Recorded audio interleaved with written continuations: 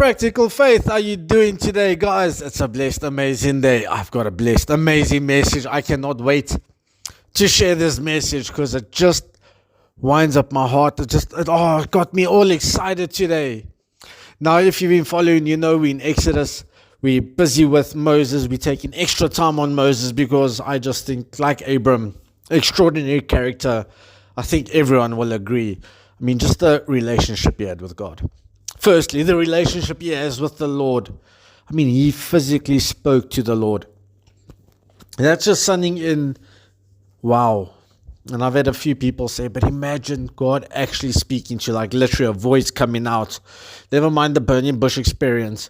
But basically, if you go back also to when Jesus got baptized, a voice came out of heaven and spoke that God is proud of his son. And you know what? Imagine that. The Lord literally speaking with you. And yes, he talks to us through his word. We know that. But hearing the voice. Now, this is the relationship Moses had. That's why I find him so extraordinary, right? I really do.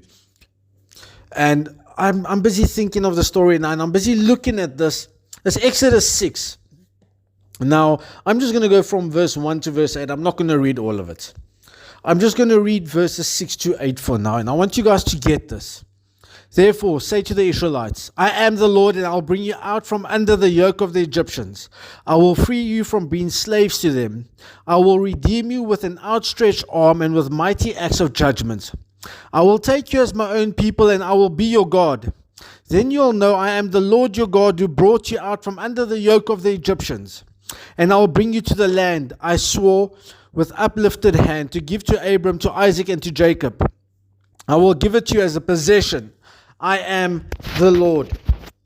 Now notice what God is telling him. God is promising Moses that he's going to deliver the Israelites.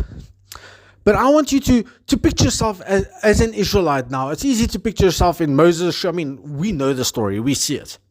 But a lot of times where we get doubt, where we struggle, where we falter, or where we, I'm not going to say lose faith, but where our faith gets tested, is in the midst of the problem, in the midst of the storm. Because if you're Israelites, you must remember, they were slaves, but life wasn't that bad for them. It became worse after Moses went to them and said, listen here, I want the Israelites to leave for a 3-day festival to go honor their God. And Pharaoh punished them even worse. You see, things got worse before it got better. And the Israelites, we'll see in tomorrow's devotional, they actually but why? But you know, things are getting worse. You say one thing, you say this is what God has told you. In that case, this is what your Lord has told you. But things have got worse. How is this getting better? Why must we worship him? Why must we accept what he's going to say when things only got worse? I thought it's supposed to get better. You said it was going to get better. And this is what I want to encourage you with today. You see, we see the end of the story. The one thing we know as a child of God, we know what the end of the Bible says. We know what the word says. Although we haven't lived it yet, the time is not yet now when everything comes to fulfillment and we go to the New Jerusalem. We know what the ending is going to be. We know that everything works out for those who love the Lord. That's Romans 8:28. We know that everything's going to work out. You see, small problems only need a small answer. But great problems, I actually want to read this because I read this here.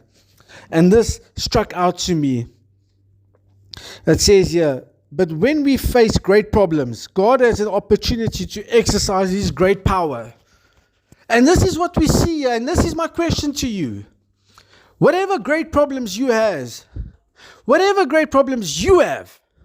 God has an opportunity to do great things.